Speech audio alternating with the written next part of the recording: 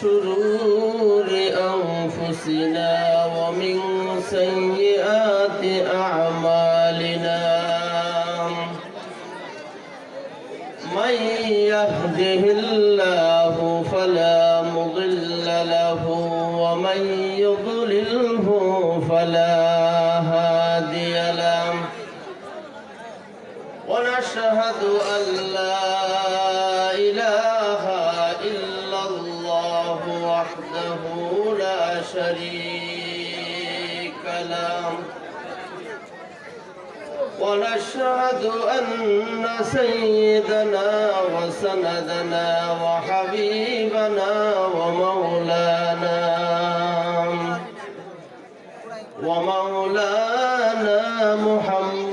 محمدا عبده ورسوله فقد قال الله تعالى في كلامه المجيد وفي فرقانه الحميد أعوذ بالله من الشيطان الرجيم بسم الله الرحمن الرحيم والسابقون الأولون من المهاجرين والأنصار والذين اتبعوهم بإحسان قال النبي صلى الله عليه وسلم أصحابي كالنجوم اقتديتم اهتديتم أو كما قال النبي عليه الصلاة والسلام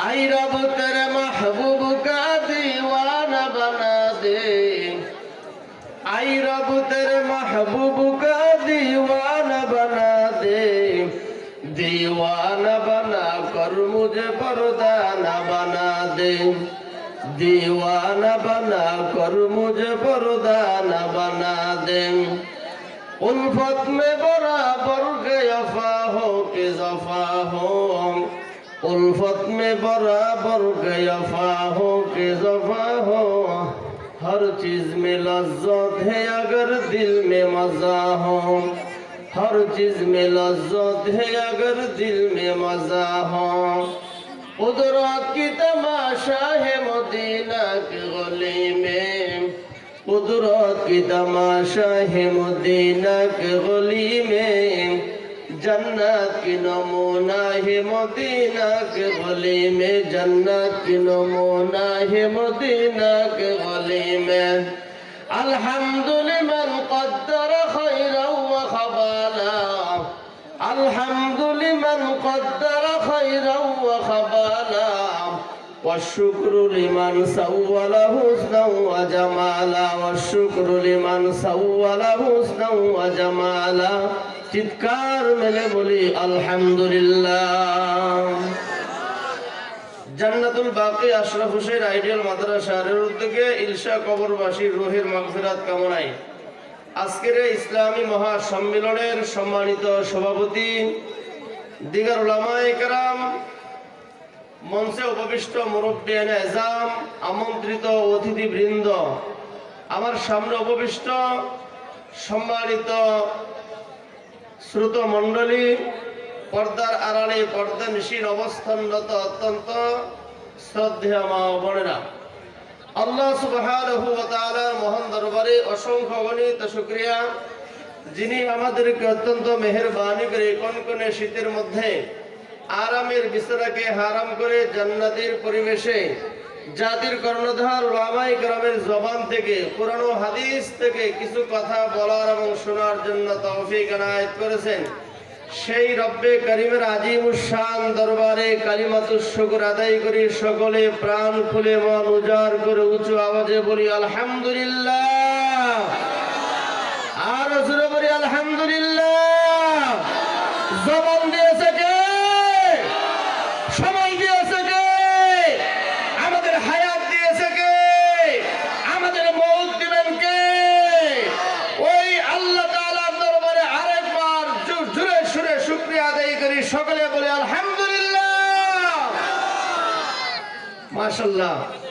আমি আপনাদের সামনে সূরাতুত তাওবার 100 নম্বর আয়াতের কিছু অংশ তেলাওয়াত করেছি। প্রিয় নবী মুহাম্মদুর রাসূলুল্লাহ সাল্লাল্লাহু আলাইহি ওয়াসাল্লামের অসংখ্য হাদিস থেকে একখানা হাদিসের টুকরা তেলাওয়াত করেছি। প্রিয় নবী মুহাম্মদুর রাসূলুল্লাহ সাল্লাল্লাহু আলাইহি ওয়াসাল্লামকে যারা জান এবং মাল দিয়ে ভালোবেসেছেন, মহব্বত করেছেন, নিজের সম্পদ নিজের সমস্ত কিছু দিয়ে যারা ভালোবেসেছেন, মহব্বত করেছেন, ওই সকল মানুষদেরকে আল্লাহ রাব্বুল আলামিনের ভাষায় আনসারী এবং মুহাজির হিসেবে আখ্যায়িত করা হয়েছে। সাহাবীকে, সাহাবী শব্দের অর্থ হইল সাথী। প্রিয় নবী মুহাম্মদুর রাসূলুল্লাহ সাল্লাল্লাহু আলাইহি ওয়াসাল্লামের সহচর যারা ছিলেন তাদেরকে আরবিতে সাহাবী বলা হয়। সাহাবীদের মর্যাদা কেমন?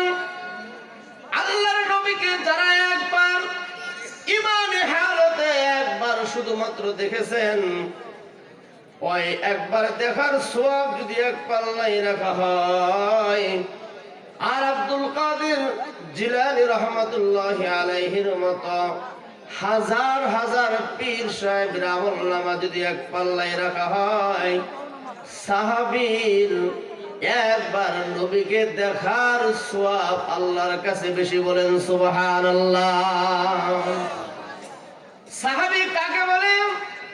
প্রিয় নবী মুহাম্মদুর রাসূলুল্লাহ সাল্লাল্লাহু আলাইহি ওয়াসাল্লামকে যারা ঈমানি হালতে দেখেছেন এবং ঈমানি হালতে ইন্তেকাল করেছেন তাদেরকে বলা হয় সাহাবী। এই সংজ্ঞায় আব্দুল্লাহ ইবনে মাকতুম রাদিয়াল্লাহু তাআলা আনহু, তিনি যেহেতু চাক্ষুষ্মান ছিলেন না, তিনি দৃষ্টিশক্তি ছিল না, এই সংজ্ঞায় তিনি কিন্তু সাহাবী না। মুফাসসিরিনে কেরাম বলেছেন, আল্লাহর নবী যে মানুষটাকে ঈমানি হালতে দেখেছেন এবং ওই মানুষটা ঈমানি হালতে ইন্তেকাল করেছেন, ওই মানুষটাও প্রিয় নবীর সাহাবী। জোরে জোরে কোন সুবহানাল্লাহ। সাহাবায়ে কেরাম রিদওয়ানুল্লাহি তাআলা আলাইহিম আজমাইন আল্লাহ রাব্বুল আলামিনের কাছে এত বেশি প্রিয়, এত বেশি মহব্বতের, রাসূলের কাছে এত বেশি মহব্বতের, এত বেশি প্রিয়। তারা যেরকম ভাবে আল্লাহ রাব্বুল আলামিনকে বেশি ভালোবেসেছেন, আল্লাহ রাব্বুল আলামিনও তাদেরকে বেশি ভালোবেসে দুনিয়ার জমিনে থাকতেই তাদেরকে জান্নাতের সার্টিফিকেট দিয়েছেন। বলেন সুবহানাল্লাহ। আল্লাহর প্রতি তাদের ভালোবাসার মহব্বত কেমন ছিল? ও ইলশাবাসী মনোযোগ সহকারে শুনেন।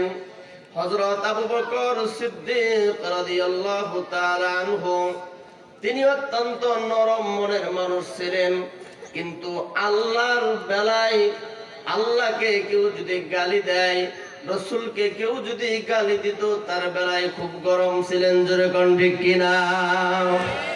আল্লাহ রাব্বুল আলামিন ঘোষণা করলেন, মান যাল্লাযী ইউকরিদুল্লাহা কারদান হাসানা ফায়ুদাইফাহু লাহু আদআফান কাসীরা। ও দুনিয়ার মানুষেরা, আমি আল্লাহ রাব্বুল আলামিনকে তোমরা করজে হাসানা দান করো। করজে হাসানা যদি তোমরা আমাকে দাও, তাহলে এই করজে হাসানার পরিবর্তে আমি আল্লাহ রাব্বুল আলামিন তোমাকে অসংখ্য অগণিত নিয়ামত রাজা ভরপুর করে দিব। জোরে জোরে কোন সুবহানাল্লাহ। এই আয়াত যখন ইহুদি শুনলো, ইহুদি শোনার পরে বলতেছে এই যে দেখো, এতদিন শুনতাম মোহাম্মদ গরিব, আজকে দেখতেছি মোহাম্মদের আল্লাহ গরিব। মোহাম্মদের আল্লাহ নাকি মুসলমানদের কাছ থেকে করজে হাসানা চেয়েছেন। বলে যার টাকা নাই সেই তো করজে হাসানা চায়। জোরে কোন ঠিক কিনা? মোহাম্মদের আল্লাহ গরিব, এই কথা যখন আবু বকর সিদ্দিক রাদিয়াল্লাহু তাআলা আনহুর কানে যখন পৌঁছিল, আবু বকর রাদিয়াল্লাহু তাআলা আনহু একটা সেকেন্ড দেরি করে নাই, সাথে সাথে ইহুদির গালে একটা থাপ্পড় মেরে দিয়েছে। জোরে কোন সুবহানাল্লাহ। মুসলমান এমনি নরম, মুসলমান হলো জিহ্বার সমতুল্য।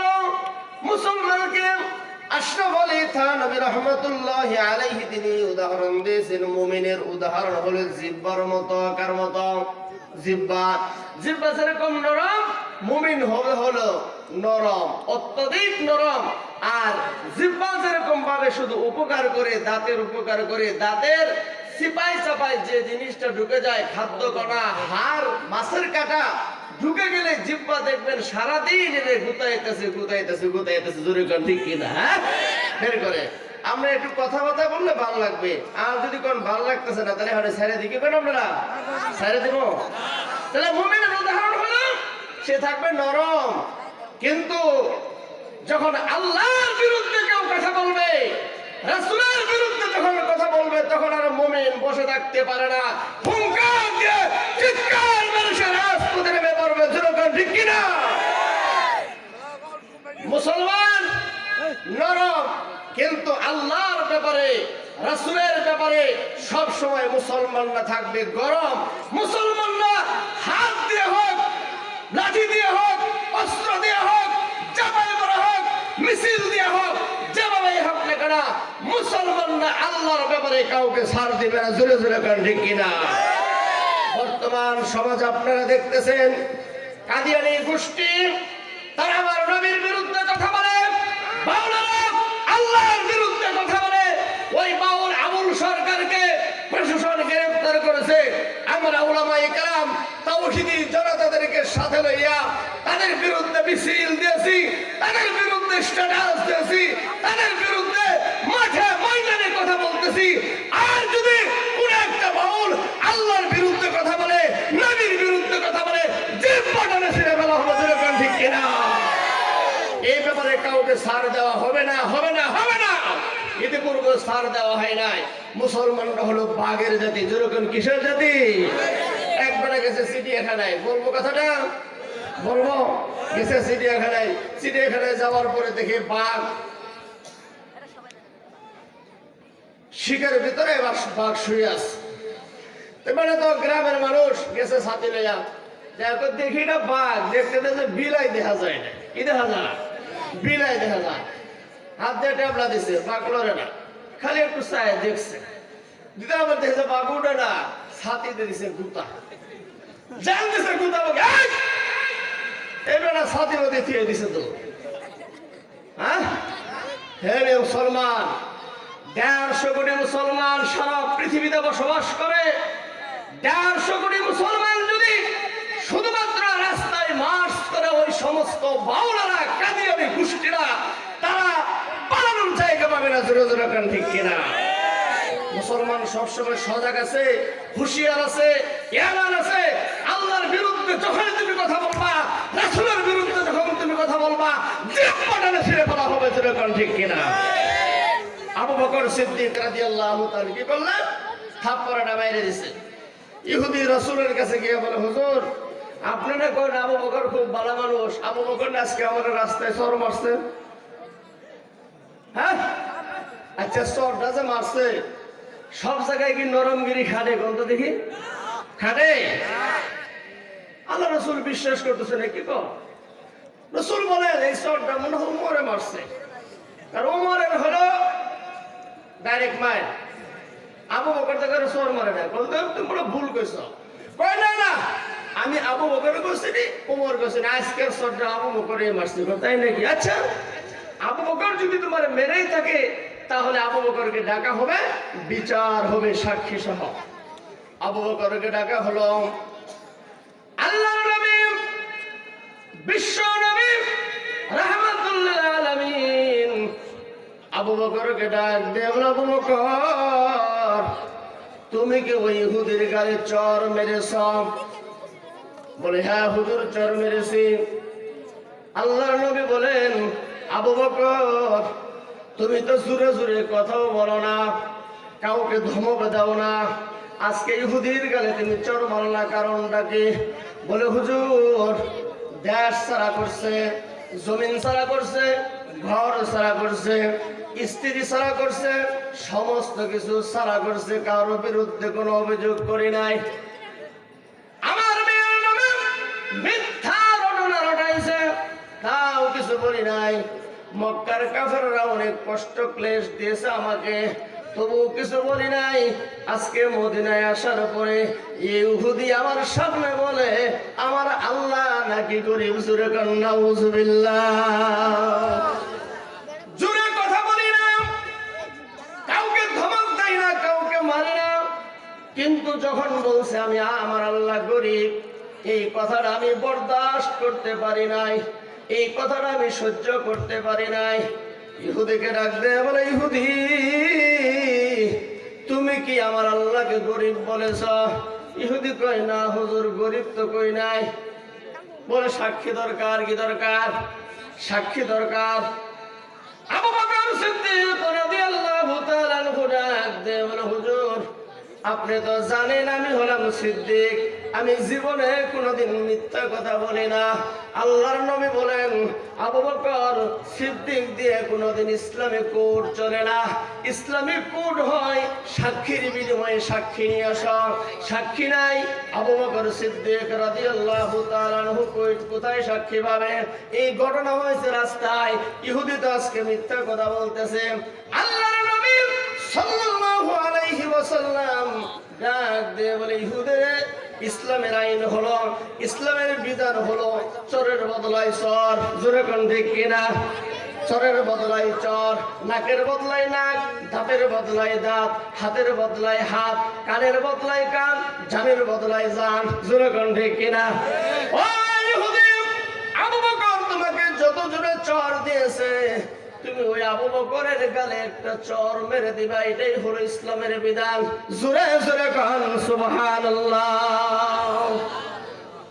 ইহুদি কেবলমাত্র আবু বকরকে চর মারতে যাবে, এমন সময় আপনারা বলেন যার কেউ নাই তার কেরা আছে? জোরে কান। আর জোরে কান কেরা আছে? যার কেউ নাই তার আছে আল্লাহ। ইহুদি আবু বকরকে চর মারবে, এমন সময় জিবরাইল আসার একটা ধ্বনি পাওয়া যায়, শব্দ পাওয়া যায়। আল্লাহর নবী ইহুদিকে ডাক দিয়ে বলে, ইহুদি থামো। এই মুহূর্তে জিবরাইল কেন আসে? জিবরাইল আলাইহিস সালাম সাথে সাথে আসলেন। আসার পরে আল্লাহর রাসূলকে ডাক দিয়ে, নবীজি আপনার সাহাবী আবু বকরকে ইহুদি চর মারবে, তার আগে আগে আপনি পবিত্র কুরআনুল কারীমের আয়াতটা শুনে নেন। আল্লাহ রাব্বুল আলামিন ঘোষণা করলেন, লাকাদ সামিআল্লাহু কাওলাল্লাযীনা ক্বালু ইন্নাল্লাহা ফাকীরু ওয়া নাহনু আগনিয়া।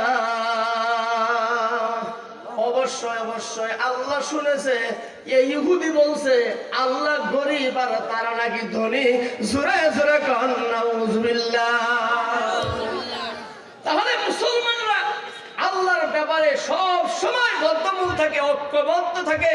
আল্লাহর ব্যাপারে, ধর্মের ব্যাপারে, কোরআনের ব্যাপারে, ফতোয়ার ব্যাপারে, নবীর ব্যাপারে কারো তিল পরিমাণ ছাড় দেওয়ার অবকাশ মুসলমানদের নাই। জোরে কান ঠিক কিনা?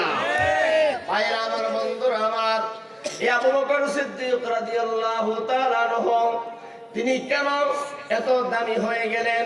তিনি তো ভার্সিটিতে পড়েন নাই, তিনি তো ওই অন্য কোন ইউনিভার্সিটিতে পড়েন নাই।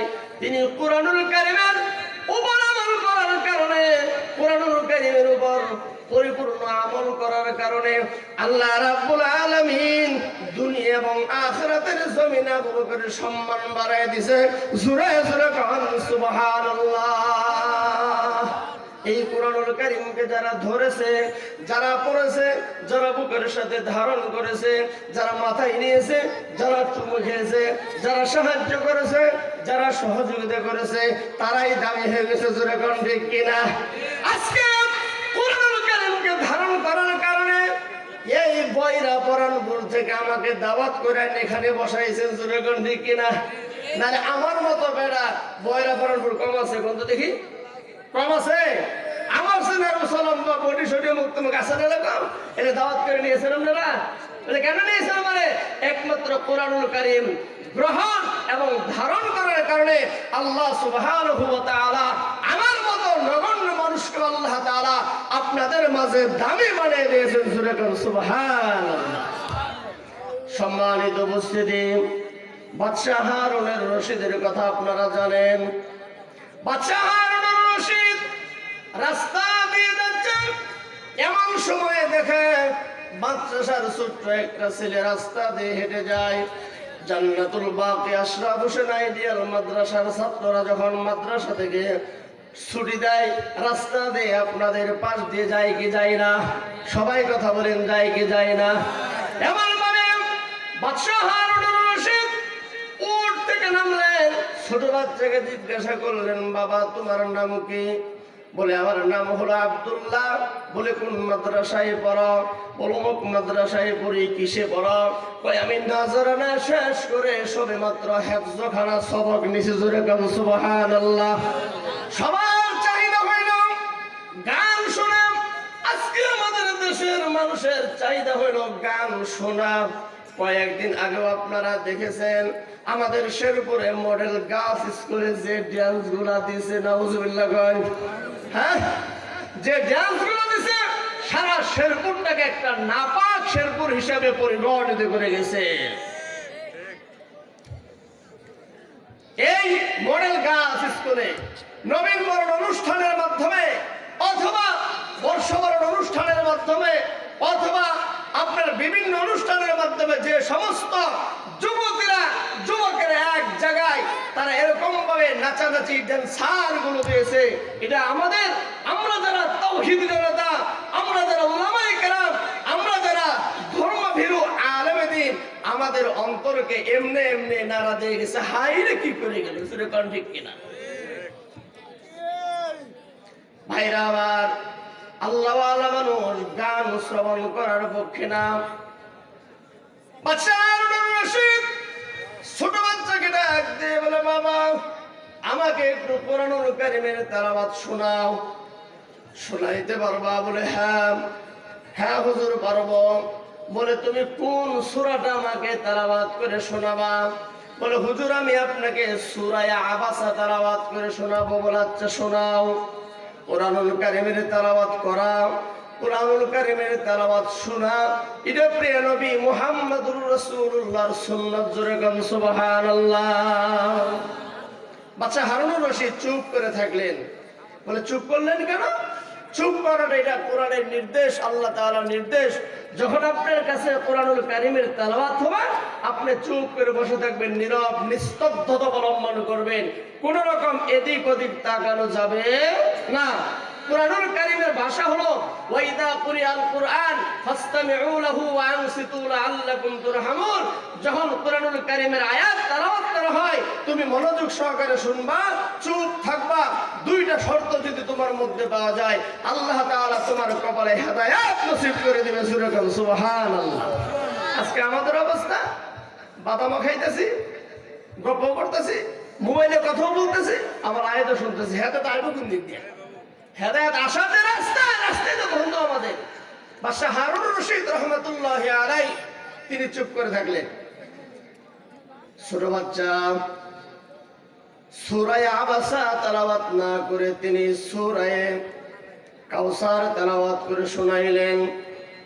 বাদশাহ হারুনুর রশিদ চোখ মেরে তাকায় বলেন, বাবা তুমি তো আমাকে সূরা আবাসা তেলাওয়াত করে শোনাতে চাইলে, এখন তুমি হঠাৎ করে সূরা কাউসার কেন তেলাওয়াত করে শোনাইলেন? এবারে দেখেন কোরআনুল কারীমের শিক্ষা যাদের মধ্যে আছে তাদের অন্তরটা কতটুকু নরম হয়ে যায় একটু খেয়াল করেন। ছোট বাচ্চাটা একদিন বলে, হুজুর সূরা আবাসের মধ্যে আল্লাহ রাব্বুল আলামিন কিয়ামতের মাঠের বিভীষিকাময় বর্ণনা করেছেন, ইয়াউমা ইয়াফিরুল মারউ মিন আখি ওয়া উম্মিহি ওয়া আবি ওয়া সাহিবাতিহি ওয়া বানিহি। কিয়ামতের মাঠ এমন একটা মাঠ হবে যে মাঠের মধ্যে সন্তান পিতামাতাকে চিনবে না, পিতামাতা সন্তানকে চিনবে না, স্বামী স্ত্রীকে চিনবে না, স্ত্রী স্বামীকে চিনবে না, ভাই ভাইকে চিনবে না, বন্ধু বন্ধুকে চিনবে না, এক প্রতিবেশী আরেক প্রতিবেশীকে চিনবেন, এরকম একটা বিভীষিকাময় অবস্থা হবে। ছোট বাচ্চা আব্দুল্লাহ ডাক দিয়ে বলে, হুজুর আমি দেখতে পাচ্ছি আপনি বহুদূর থেকে আপনি সফর করেছেন, আপনার কপাল দিয়ে ঘাম ঝরছে। আমার ইচ্ছা ছিল, আকাঙ্ক্ষা ছিল, আমার প্রয়োজন ছিল আপনাকে যদি এক গ্লাস ঠান্ডা পানি খাইয়ে দিতে পারতাম, আপনার শরীরটা শান্ত হয়ে যাইত। হুজুর আমার বাড়ি এইখানে না, একটু দূরে, ওখান থেকে পানি আনা যাবে না, একটু দূরে। এই জন্যই আমি যদি সূরা আবাসা তেলাওয়াত করে জাহান্নামের বিভীষিকাময় এই বর্ণনাটাগুলি যদি আপনার কাছে শোনায় দেয়, এমন আছে আপনার কষ্টটা আরো বেশি বেড়ে যেতে পারে। আমি আপনাকে কষ্ট দিতে চাই নাই।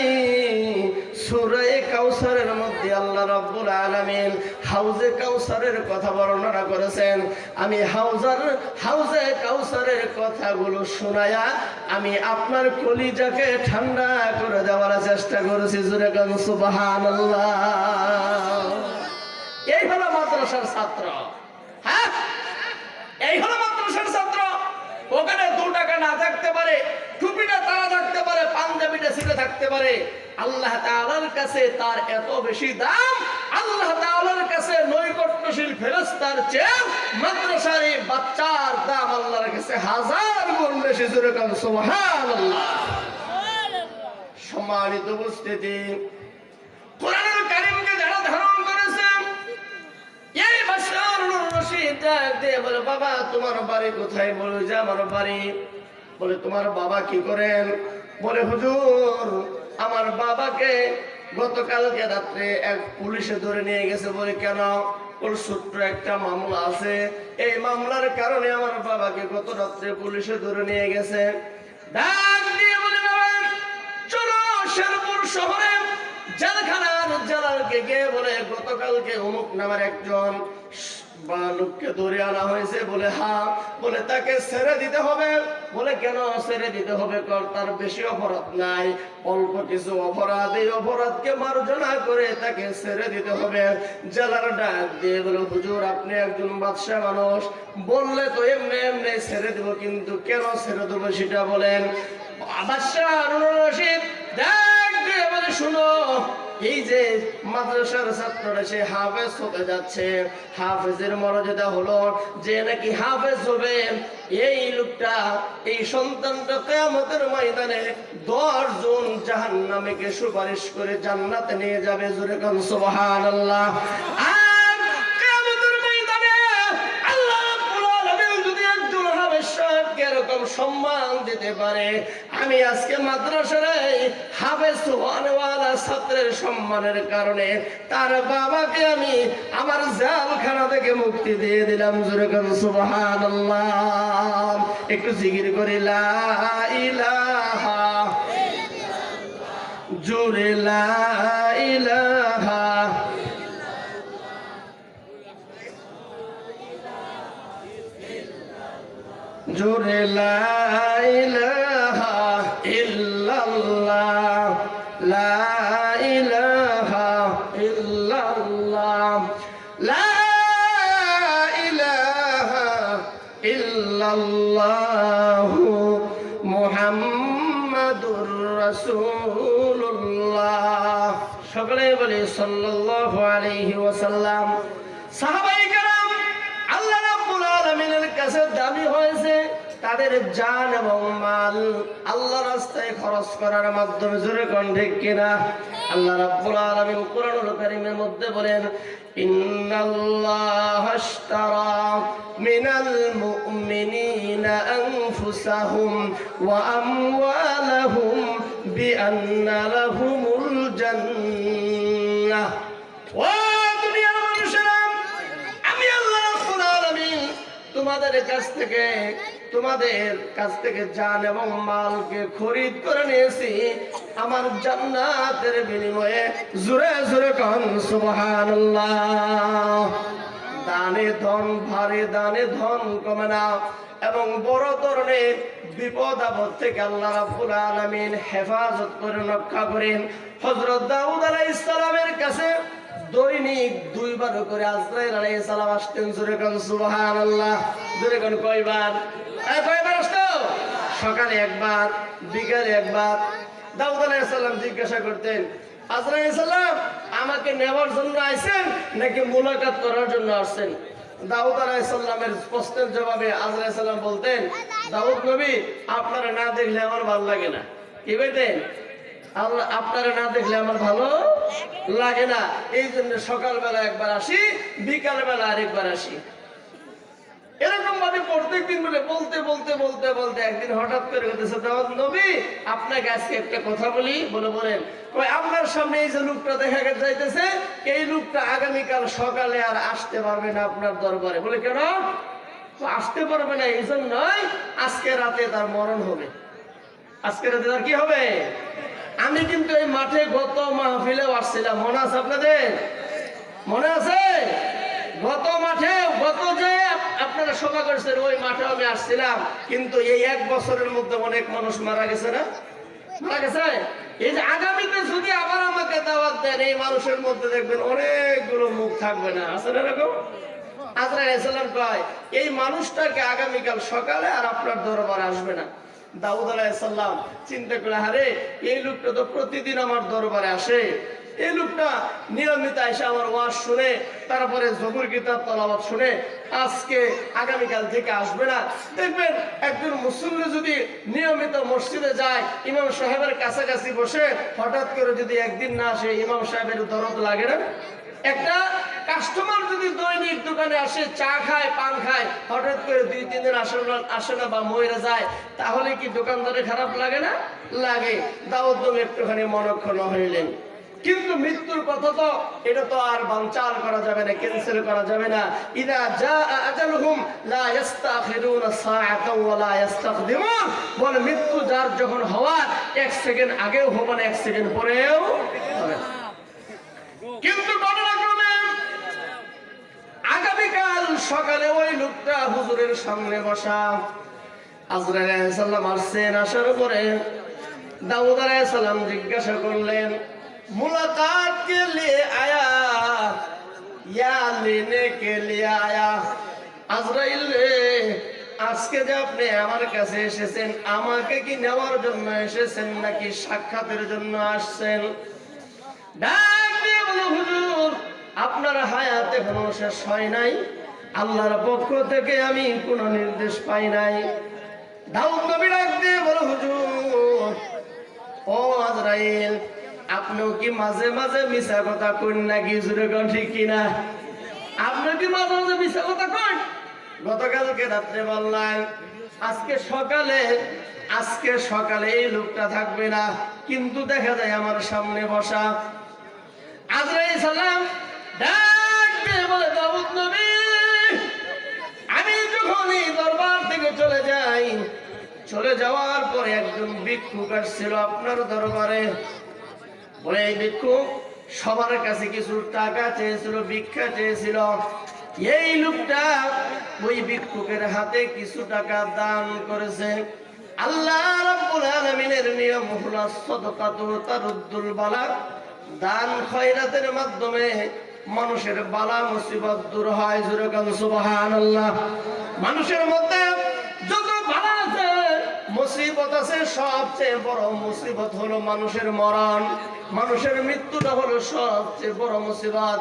এজন্যই আল্লাহ রাব্বুল আলামিন বলছেন আল্লাযীনা ইযা আসাবাতুহুম মুসিবাহ ক্বালু ইন্না লিল্লাহি ওয়া ইন্না ইলাইহি রাজিউন। মানুষের কাছে, ইমানদারদের কাছে যখন কোনো মুসিবত আসে, ইমানদাররা বলে ইন্না লিল্লাহি ওয়া ইন্না ইলাইহি রাজিউন। মুসিবত ছোট মুসিবত হইল ইন্না লিল্লাহ, বড় মুসিবত হইল ইন্না লিল্লাহ। মুফাসসিরিনে কেরাম বলেছেন, ও দুনিয়ার মানুষেরা, তুমি যে ইমানদার কি ইমানদার না, মুমিন কি মুমিনদার না, তোমাকে একটা যন্ত্র দিয়ে গেলাম, তোমাকে একটা থার্মোমিটার দিয়ে দিলাম, মাঝে মাঝে চেক করবা তুমি মুমিন নাকি মুমিন না, তুমি মুসলমান কি মুসলমান না। বলে থার্মোমিটার কি? বলে তুমি যখন রাস্তা দিয়ে চলো, রাস্তা দিয়ে চলতে চলতে হঠাৎ করে তুমি উষ্টা খাও, উষ্টা খাই কি খাই না? আমরা দা দিয়ে কাজ করতে গিয়া হঠাৎ করে আমাদের হাত কেটে যায়, আমরা রাস্তা দিয়ে যখন চলি হঠাৎ করে ডাল ভেঙে আমাদের মাথায় পড়ে, অথবা বিভিন্ন ভাবে আমাদের কষ্ট আসে, ক্লেশ আসে। ওই সামান্য কষ্ট আর ক্লেশ পাওয়ার সাথে সাথে যদি আমাদের মুখ থেকে ইন্না লিল্লাহ বের হয়ে যায়, বুঝতে হবে আপনি মুমিন মুসলমান। জোরে জোরে কোন সুবহানাল্লাহ। এই যে একটা থার্মোমিটার দিয়ে দিলাম, কিন্তু আমরা কি করি? মায়া গো, কি কই? বাবা গো, উহু, আহা, ব্যথা, এগুলো বলি আমরা। কিন্তু না, মায়াও না, বাবাও না, আহো না, উহো না, ইসো না, আসো না, কিচ্ছু না। কি বলতে হবে? ইন্না লিল্লাহ। ইন্না লিল্লাহ যদি বলেন আপনি, একটা কথা সত্যিকার আল্লাহর কসম করে বলে যায়, আপনি যে জোরে ব্যথা পেয়েছেন, ব্যথাটা এখন পর্যন্ত দেখেন নাই। আপনি মনে করছেন যে ব্যথা পেয়েছে আমার আঙ্গুল মনে হয় সম্পূর্ণ কেটে পড়ে গেছে। ইন্না লিল্লাহ যদি আপনার মুখ দিয়ে অটোমেটিক বের হয়, আপনার মনে হয়েছে আঙ্গুল পুরা কেটে গেছে, দেখবেন অর্ধেক কাটছে অথবা একটু কাটছে, পুরাটা কাটে নাই। জোরে কার সুবহানাল্লাহ। আর যদি ইস কইয়া, আস কইয়া, আহ কইয়া, মায়া গো, বাবা গো, বউ গো কইয়া যদি আপনি দেখবেন আঙ্গুল যে তাহানি কাটার আরো বেশি কেটে যাবে। সম্মানিত মুসলিম, এই জন্যই আজরাইল আলাইহিস সালাম ডাক দিয়ে দাউদ নবী গতকালকে রাত্রে যখন তার হায়াত শেষ হয়ে গিয়েছে, আমি আজরাইল তার কাছাকাছি গিয়েছি তার জানটা কবজ করার জন্য। কিন্তু আল্লাহ রাব্বুল আলামিনের নির্ধারিত নিয়ম হলো, বান্দা যখন সদকা করে, দান করে, এই দানের বিনিময়ে আমি আল্লাহ রাব্বুল আলামিন তার বালার মুসিবতটা কেটে দেই। এজন্যই আমি যখন তাকে ধরতে গেছি, তার জানটা কবজ করতে গেছি, ওই যে ভিক্ষুকের হাতে কিছু টাকা দান করেছে, ওই দান করার কারণে আমার হাতের আর ওই লোকটার বুকের মাঝে একটা পর্দা পড়ে গেছে। আল্লাহর কসম করে বলি, ওই ভিক্ষুকের হাতে দান করার কারণে আমি আজরাইল তার জান কবজ করতে পারি নাই। জোরে কাম সুবহানাল্লাহ। একটু জিকির করি লা ইলাহা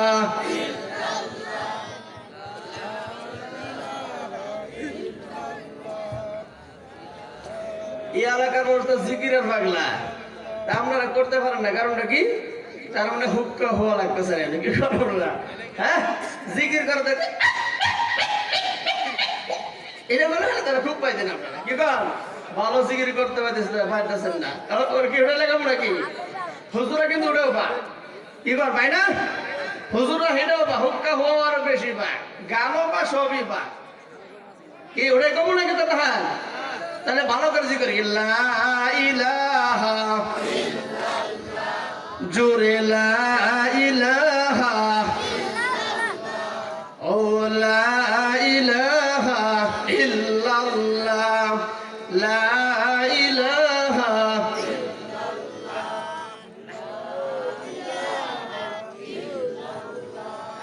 লা ইলাহা ইল্লাল্লাহ মুহাম্মাদুর রাসূলুল্লাহ। সকলেই বলি সাল্লাল্লাহু আলাইহি ওয়াসাল্লাম। আল্লাহর ওলিদের জিন্দগি যদি আপনি আলোচনা করতে যান, সারাদিন সারা রাত ব্যাপী আলোচনা করতে পারবেন, কোনো আলোচনার কমতি হবে না। কিন্তু বর্তমানে আমরা আল্লাহর হক পন্থী ওলিয়াদেরকে না চিনে ভণ্ড, বেদাতি, মুশরিক, তারপরে বাজে ভুয়া পীর নিয়ে আমরা ব্যস্ত। জোরে কোন ঠিক কিনা? তিনি একজন খাঁটি আল্লাহওয়ালা ছিলেন, ওলি ছিলেন, একাধারে তিনি আবেদ ছিলেন, তিনি আলেম ছিলেন এবং দেশের রাজা ছিলেন, বাদশাহ ছিলেন। জোরে কোন ঠিক কিনা? ভাইরা আমার, বর্তমান সমাজের মানুষের অবস্থাটা হলো এরকম যে হুজুর করে যদি মেম্বার বানাই তাহলে ওয়ার্ড চালাইতে পারবে না। আছেন এরকম? হ্যাঁ, ওয়াজ শুনতে শুনতে মহিলা যাবো কিন্তু বুড়েরাও দিব না। আছেন এরকম? বলে ওয়াজ শুনতে, ওয়াজ শুনবো হুজুর কিন্তু বুঝতে হোক না, কারণ আপনি মেম্বারে করবেন নাকি মসজিদে বসে থাকবেন? হ্যাঁ, সম্মানিত উপস্থিতি, বাদশাহ হারুন রশিদ একজন আলেম ছিলেন, আবেদ ছিলেন। তিনি একাধারে তিনি অনেক গুণে গুণান্বিত ছিলেন, একাধারে তিনি অনেক গুণে গুণান্বিত ছিলেন। তিনি কোরআন পড়তেন, হাদিস পড়তেন, পড়তে পড়তে পড়তে পড়তে এক পর্যায়ে তিনি বললেন, মান বানা লিল্লাহি মসজিদান বানাল্লাহু লাহু বাইতান ফিল জান্নাহ।